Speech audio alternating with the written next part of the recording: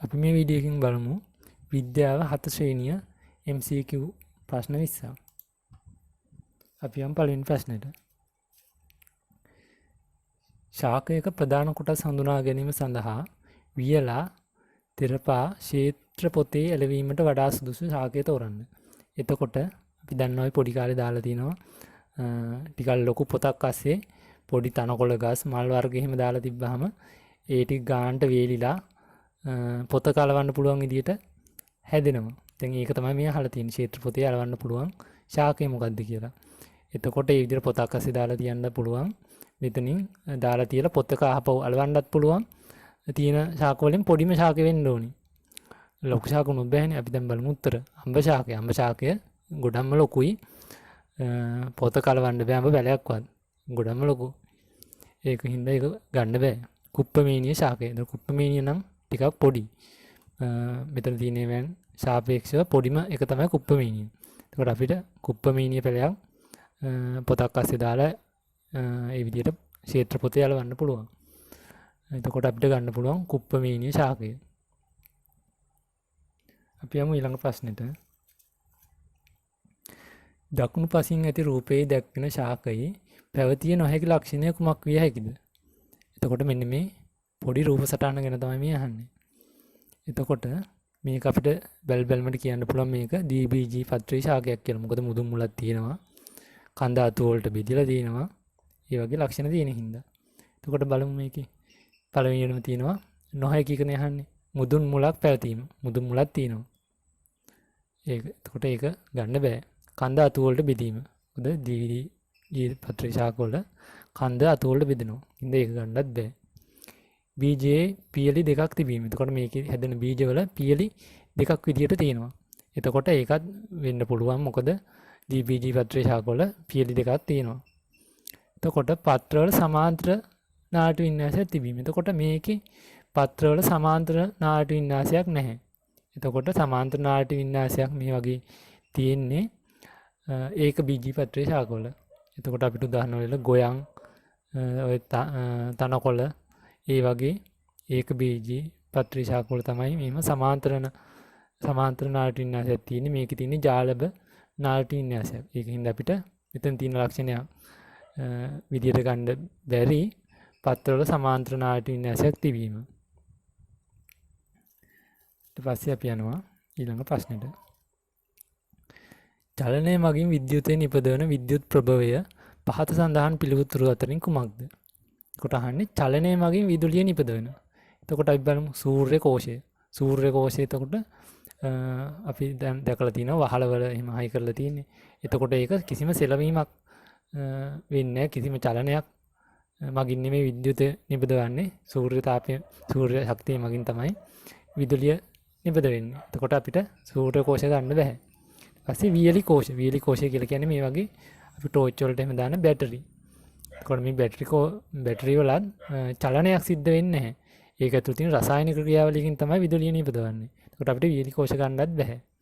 ඊට පස්සේ සරල කෝෂ. සරල කෝෂ කියන්නේ මේ විදිහට අම්ලයකට මේ වගේ කොපර් තහඩුවකුයි සිංක් තහඩුවකුයි වගේ දාලා හදන සරල ඇටෝමක්. ඒකට සරල කෝෂය කියලා කියනවා අපි. එතකොට ඒකෙදි චලනයක් සිද්ධ වෙන්නේ නැහැ. මෙතෙන්දී මේ සිංක් තහඩුව පොඩ්ඩක් දිය වෙනවා.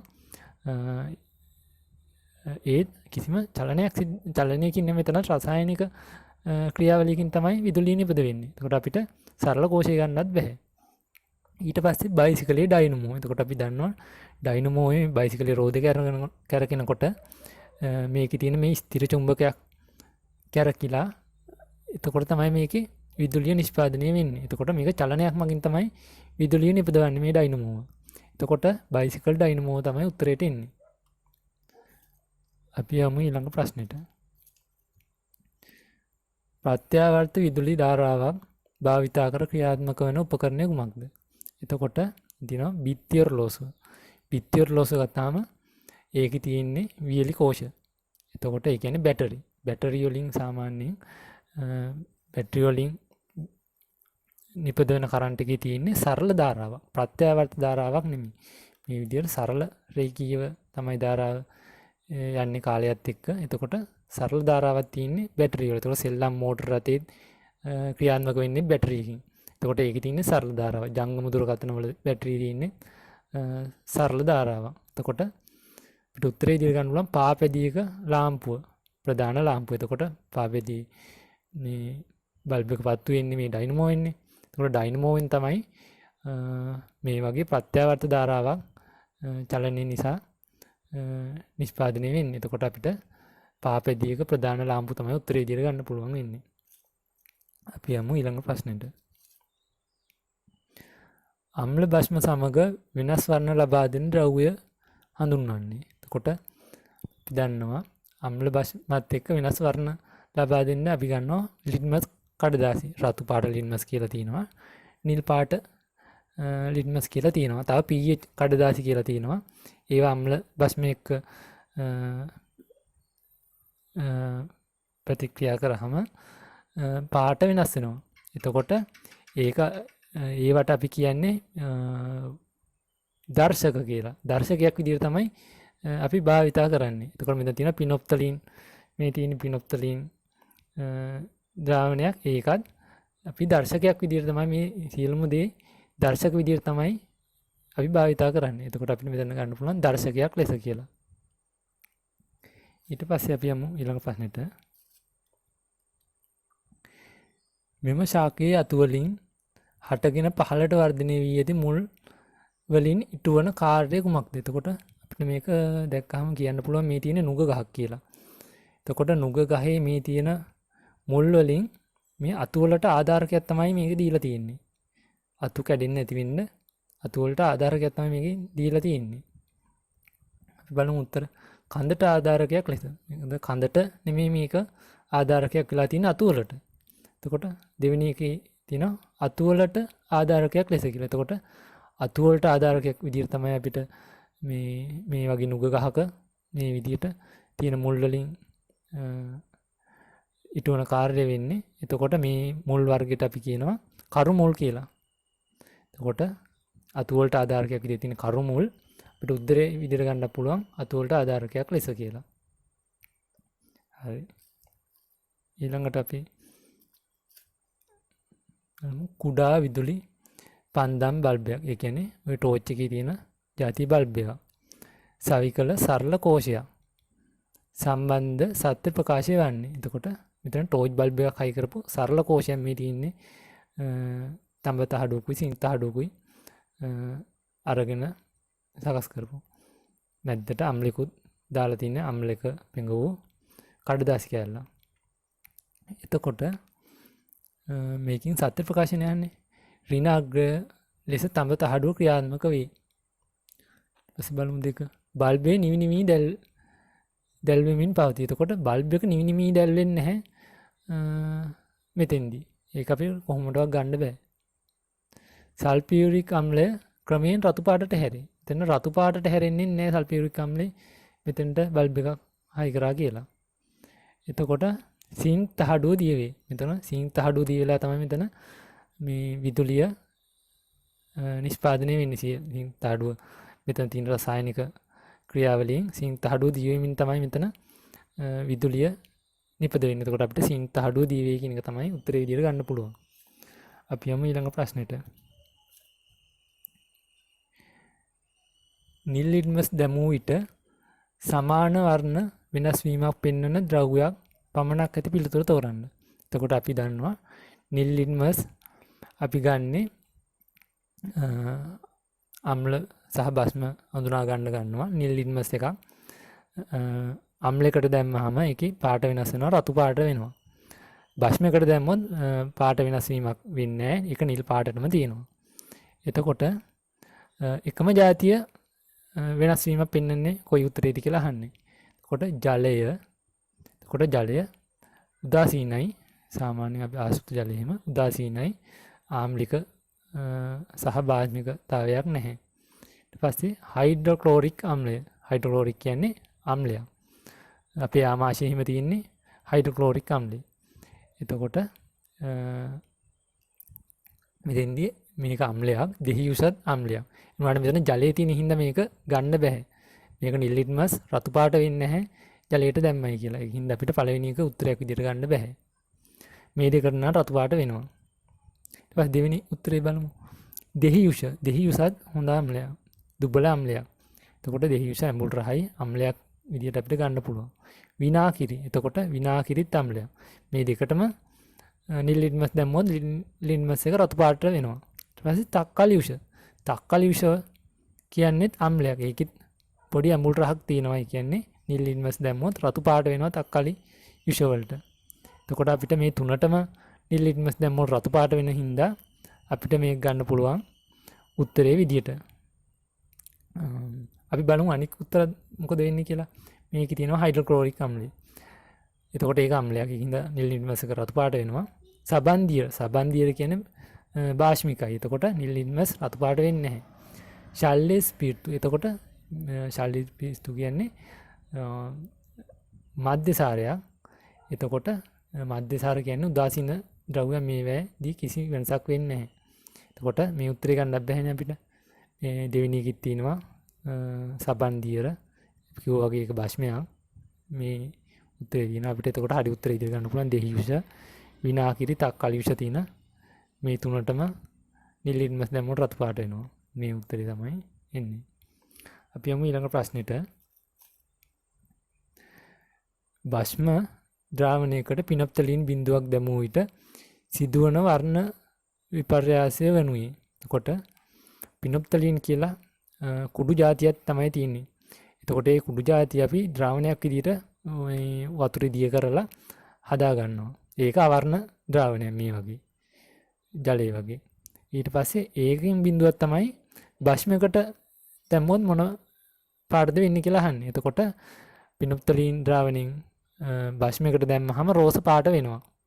එතකොට අපිට ගන්න පුළුවන් තුන්වෙනි එක උත්තරේ විදියට. මොකද පිනොප්තලීන් භස්මයකට දැම්මොත් තමයි රෝස පාට වෙන්නේ. අම්ලයකට දැම්මොත් කිසිම වර්ණ විපර්යාසයක් වෙන්නේ නැහැ. ඒ විදියටම තියෙනවා.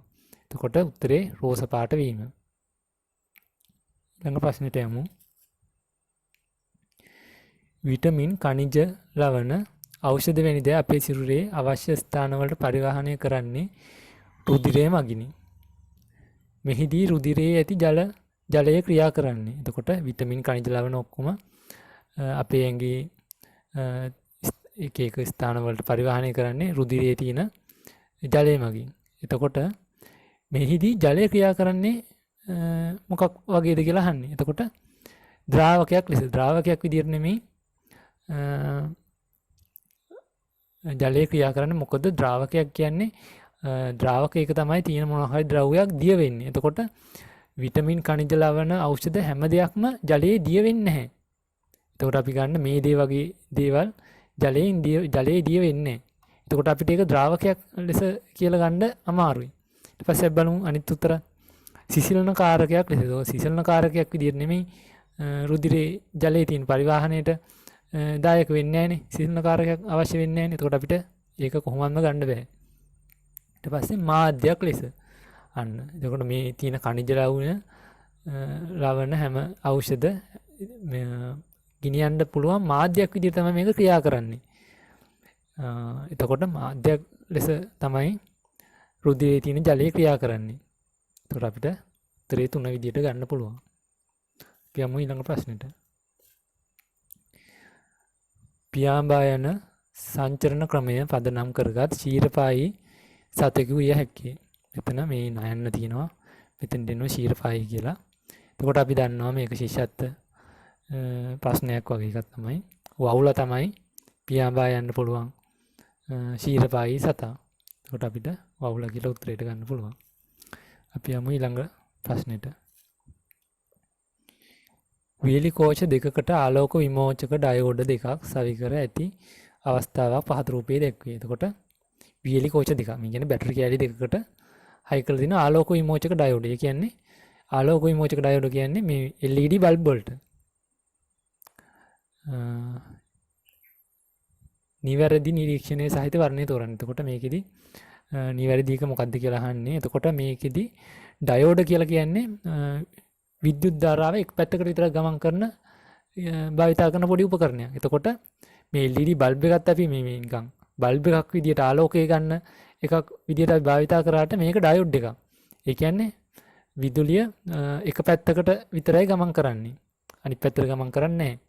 එතකොට මෙතින්දී අපි බලමු මෙතනින් ධනාග්‍රේ අරගෙන පළවෙනි බල්බ් එකේ ධනාග්‍රේට හයි කරලා තිනවා. එතකොට ඒක හරි. ඊට පස්සේ ඍණාග්‍රේ අරගෙන පළවෙනි බල්බ් එකේ ඍණ පැත්තට හයි කරලා තිනවා. එතකොට ඒක පත්තු වෙන්න පුළුවන්.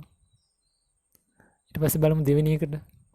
දෙවෙනි එකෙන් බැටරියේ ධනාග්‍රේ අරගෙන මේකේ ඍණ පැත්තට හයි කරලා තිනවා. එතකොට අපි දන්නවා ඩයෝඩ් වල අනිත් පැත්තට කරන්ට් කියන්නේ ධන ඍණ අග්‍ර හරියට සම්බන්ධ කරන්න ඕනි.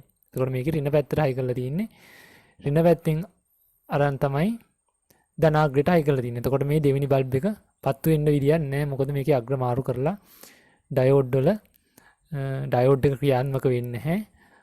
අග්‍ර මාරු කරලා තියෙද්දි. එතකොට මෙතෙන්දී පළවෙනි බල්බ් එක විතරයි පත්තු වෙන්න පුළුවන්. අපි බලමු උත්තර. LED දෙකම දැල්වේ. ඒක ගන්න බෑනේ. දෙවෙනි බල්බ් එක පත්තු වෙන්නේ නැහැනේ. ඊට පස්සේ LED දෙකම නොදැල්ලේ. එතකොට දෙකම නොදැල්ලෙන්නේ මේ පළවෙනි බල්බ් එක පත්තු වෙනවා. ඊට පස්සේ LED එක දැල්වේ LED දෙක නොදැල්ලේ. මේක තමයි උත්තරේට එන්නේ. අපි යමු ඊළඟ ප්‍රශ්නෙට. විද්‍යා ගුරුතුමා විසින් සකස් කරන ලද සරල විද්‍යුත් ප්‍රභාවයක් පහත දැක්වේ. එතකොට මෙතන තියෙනවා සරල කෝෂයක් තමයි මෙතන තියෙන්නේ. තඹ තහඩුවක් කරන් තියෙනවා. සිං තහඩුවක් කරන් තියෙනවා. මැද්දට අම්ලයක පොඟවපු කඩදාසියක් දාලා තියෙනවා. මැදින් හයි කරලා තියෙනවා ගැල්වනෝමීටරයක්. එතකොට මෙතන විදුලියක් හට ගන්නවද කියලා බලන්න තමයි මෙතන ගැල්වනෝමීටරයක් මැද බිඳු ගැල්වනෝමීටරය හයි කරලා තියෙන්නේ. පස්සේ ප්‍රශ්නේ තියෙනවා මැද බිඳු ගැල්වනෝමීටරයේ නිරීක්ෂණයක් ලබා ගැනීමට කඩදාසිය පෙඟවීමට සුදුසු ද්‍රව්‍ය කුමක්ද කියලා තියෙනවා. එතකොට මෙතින්දි සරල කෝෂයක අපි දන්නවා මෙතෙන්ට ආම්ලික මේ ද්‍රාවණයක් තමයි දාන්න ඕනේ. එතකොට බලමු භූමි තෙල් කියන භූමි තෙල් වර්ග ඇල්කොහොල් වර්ග ඒවා ආම්ලික දේවල් නෙමෙයි. මේවා උදාසීන ද්‍රව්‍ය. එතකොට භූමි තෙල් ගන්න බෑ අපිට. ආසුත ජලයත් උදාසීනයි. ආම්ලිකතාවයක් නැහැ. ශල්‍ය ස්පිරිතු ඒක ශල්‍ය ස්පිරිතු කියන්නේ මධ්‍යසාර වර්ගයක්. ඒකෙත් ආම්ලිකතාවයක් නැහැ. ඒකින්ද අපිට ඒක ගන්නත් බෑ. මෙතන දින විනාකිරි ද්‍රාවණය. එතකොට අපි දන්නවා විනාකිරි කියන්නේ අම්ලයක්. එතකොට මෙතෙන්දි මේ සිං තහඩුව දියවීමකට ලක් වෙනවා. ඉතින් ඒකෙන් විදුලිය නිෂ්පාදනයක් වෙනවා. මෙතන රසායනික ක්‍රියාවලියක් වෙලා මේ තහඩු දෙක ඇනෝඩයයි කැතෝඩයයි විදිහට ක්‍රියාත්මක කරලා එතකොට ගැල්වනෝමීටරේ නිරීක්ෂණයක් අපිට බලා ගන්නත් පුළුවන්. එතකොට උත්තරේ තමයි විනාකිරි ද්‍රාවණය. මොකද මේක තමයි ආම්ලික ද්‍රාවණයක් තියෙන්නේ මෙතන උත්තර හතරෙන්ම. එතකොට විනාකිරි ද්‍රාවණය තමයි උත්තරේ. අපි යමු ඊළඟ ප්‍රශ්නෙට. පහත දැක්වෙන පළතුනක රූප සටහනය. මේවා ව්‍යාප්ත වන නිවැරදි ක්‍රමය තුලත් නිවැරදි පිළිතුර තෝරන්න. එතකොට අපි දන්නවා හොර ශාකේ මේ අපි හොර කුරුල්ලෝ කියලා කියන්නේ. එතකොට මේවා සුළඟ මගින් තමයි ව්‍යාප්ත වෙන්නේ. ඊට පස්සේ බලමු කජු වල මේ පුහුළම සත්තුව අරගෙන ගිහිල්ලා කාලා මේ කජු ඇටේ තමයි කජු වල තියෙන කජු මේ බීජය එක තැන් වලට දානවා. ඒක සතුන් මගින් එතකොට ව්‍යාප්ත වෙන්නේ. ඊට පස්සේ පොල් වතුරට වැටුනහම පා වෙනවා. එතකොට ගඟකට වැටුනහම ඇලකට වැටුනහම තමයි පොල් ව්‍යාප්ත වෙන්නේ. එතකොට පොල් ව්‍යාප්ත වෙන්නේ ජලය මගින්. එතකොට පිළිවෙලට එතකොට සුළඟ මගින් පළවෙනි කියනවා හරි හොර සුළඟ මගින්. දෙවෙනියට කජු ඒක සතුන් මගින් ගත් හරි පොල් ජලය මගින්. එතකොට පළවෙනි උත්තරේ තමයි ගන්න පුළුවන්. ඔය පොල් සාමාන්‍යයෙන් කියනවා මැලේසියාවෙන් ඉඳන් තමයි ලංකාවටත් ව්‍යාප්ත වෙලා තියෙන්නේ කියලා. පොල් වල මුල් නිජබිම මැලේසියාව කියලා කියනවා. එතකොට අපිට හිතන්න පුළුවන් මොකද මුහුදු පරිසරයේ අපි දැකලා තියෙනවා පොල් ගස් ගොඩක් හැදිලා තියෙනවා ස්වභාවිකවම. එතකොට මුහුද දිගේ පාවෙලා ඇහිලා රටට ආව වෙන්න පුළුවන්. එතකොට එහෙම කතාවකුත් තියෙනවා. එතකොට පොල් ජලය මගින් තමයි ව්‍යාප්ත වෙන්නේ. අපි ඊළඟ ප්‍රශ්නෙට යමු. වායු ගෝලයේ දූෂණයට හේතු වන වායුමය දූෂකයක් වන්නේ. එතකොට වායු ගෝලයේ දූෂණය වෙන වායුමය දූෂකයක්. එතනින් වායුමය දේ තමයි අහන්නේ. එතකොට සිමෙන්ති කුඩු කියන්නේ ඝන ද්‍රව්‍යයක්. එතකොට මේක වායුමය දූෂකයක් නෙමෙයි. විස වුණාට වායුමය දූෂකයක් නෙමෙයිනේ. ඒකින්ද අපිට මේක ගන්නත් බෑ. ඊට කාබන් මොනොක්සයිඩ්. අන්න මේක නම් අපිට දහනේදී එහෙම පිට වෙනවා. මේක වායුමය දූෂකයක්. වායුවක්නේ. ඒකින්ද අපිට මේක තමයි උත්තරේට එන්නේ. අපි බලමු අනිත් උත්තරත් ඒ වුණාට දූවිලිත් කුඩා අංශු විදියට තියෙන්නේ දූවිලිත් ඝන ද්‍රව්‍යයක්. ඒක වායුවක් නෙමෙයි. එතකොට දූවිලි ගන්නත් බෑ. එතකොට ඊයම් අංශු ඊයම් කියන්නේ බැරලෝහයක්. ශරීරයට ගොඩක් විසයි. ඒත් මේක ඊයම් අංශු වායුමය දෙයක් නෙමෙයි. ඒකින්ද ඊයම් අංශු ගන්නත් බෑ. මෙතෙන්දී හරි උත්තරේ කාබන් මොනොක්සයිඩ්. අපි යමු ඊළඟ ප්‍රශ්නෙට. තිරයකට ගත හැකි යටිකුරු ප්‍රතිබිම්බ ලබා ගත හැක්කේ පහත සඳහන් කුමන ප්‍රකාශය උපකරණයෙන්ද? එතකොට බලමු තිරයකට ගන්න පුළුවන් යටිකුරු ප්‍රතිබිම්බය. එතකොට අපි බලමු තල දර්පණය. තල දර්පණය කියන්නේ අපි මූණ බලන සාමාන්‍ය කණ්ණාඩිය. මූණ බලන කණ්ණාඩිය තල දර්පණයක්. ඒකෙන් යටිකුරු ප්‍රතිබිම්බයක් නෙමෙයි අපි බැලුවාම තියෙන්නේ. එතකොට ඒක තිරයකට ගන්නත් බෑ. ඒකින්ද අපිට තල දර්පණය කියන එක ගන්න බෑ. එතකොට උත්තල දර්පණය. මේ රූපේ තියෙන්නේ උත්තල දර්පණය. අපි මේවා සාමාන්‍යයෙන් පාරේ යනකොට තියෙනවා, කෝච්චි පාරවල් ගාව තියෙනවා. තව අතුරු පාරකට දාන කොට තැන්වල තියෙනවා අපිට වටේ හොඳට බලා ගන්න පුළුවන් ඉන්න. එතකොට මේක උත්තල දර්පණයක්. එතකොට උත්තර දර්පණයෙන් යටිකුරු ප්‍රතිබිම්බයක් එන්නේ. ඒකින්ද අපිට ඒක ගන්නත් බෑ. තාම මේක තිරයකට ගන්නත් බෑ. මොකද මේක විහිදිලා යනවා මේකෙන් පරාවර්තනය වෙද්දී. එතකොට අපිට උත්තර දර්පණය ගන්නත් බෑ. ඊට පස්සේ අවතල දර්පණය. අවතල දර්පණයකට මේ විදිහට එන ආලෝකයක් තිරයකට ගන්න පුළුවන්. එතකොට තිරයකට ගන්න පුළුවන්. මේකෙන් බැලුවහම ප්‍රතිබිම්බේ මේකට වැඩිය ගොඩක් විශාලටත් පේනවා මේ අවතල දර්පණ වලින් බැලුවාම. ඒ වගේම මේක තිරයකට ගන්නත් පුළුවන්. යටිකුරු ප්‍රතිබිම්බයක් තමයි මෙතනින් උඩ බෙලිය අතට හැරිලා තමයි මේක පේන්නේ යටිකුරු වෙලා ප්‍රතිබිම්බේ. එතකොට අපිට අවතල දර්පණය තමයි උත්තරේ විදිහට ගන්න පුළුවන්. අපි යමු ඊළඟ ප්‍රශ්නෙට. ජලයේ වඩාත් හොඳින් දිය වෙන ද්‍රව්‍යයකින්. එතකොට නිල් කුඩු ගමු. නිල් කුඩු ජලයේ දිය වෙනවා. ඒත් ගොඩක් හොඳින් දිය වෙන්නේ අපි දන්නවා. ටිකක් වෙලා තිබ්බට පස්සේ නිල් කුඩු ටික යටට මිදෙනවා. කියන්නේ හොඳින් දිය වෙලා නැහැ. ඒ සීනි. කොට සීනි ජලයේ හොඳින්ම දිය වෙනවා. මොකද සීනි අපි කොච්චර වෙලාවක් දී කරලා තිබ්බත් ඒකේ පැණි රහ වෙනසක් වෙන්නේ නැහැ. සීනි ටික අඩියට බහින්නේ නැහැ. කියන්නේ හොඳින් ජලයේ දිය වෙලා තියෙනවා. අපි බලමු අනිත් උත්තර. කහ කුඩු ජලයේ දිය වෙනවා. ඊට ටිකක් වෙලා ගියාට පස්සේ කහ කුඩු ටික යටට මිදෙනවා. එතකොට කහ කුඩු ගන්නත් බෑ. පෝල් තෙල් ගන්නත් බෑ. මොකද පෝල් තෙල් වතුරේ දිය වෙන්නේ නැහැ. ඊටාම අල්ප ප්‍රමාණකින් වගේ පොඩ්ඩක් දිය වෙනවා ඇති. ඊට පෝල් තෙල් දිය වෙන්නේ නැති තරම්. එතකොට මෙතන අපිට උත්තරේ විදිහට සීනි තමයි ගන්න පුළුවන්. ජලයේ වඩා හොඳින් දිය වෙන්නේ සීනි. අපි යමු ඊළඟ ප්‍රශ්නෙට. ප්‍රතිබිම්බ පහක් ලබා ගැනීමට තල දර්පණ දෙකක් ආනතර තැබිය යුතු කෝණය කුමක්ද? එතකොට මේක බ්‍රහුත් ප්‍රතිබිම්බ කියලා කියනවා මේකට.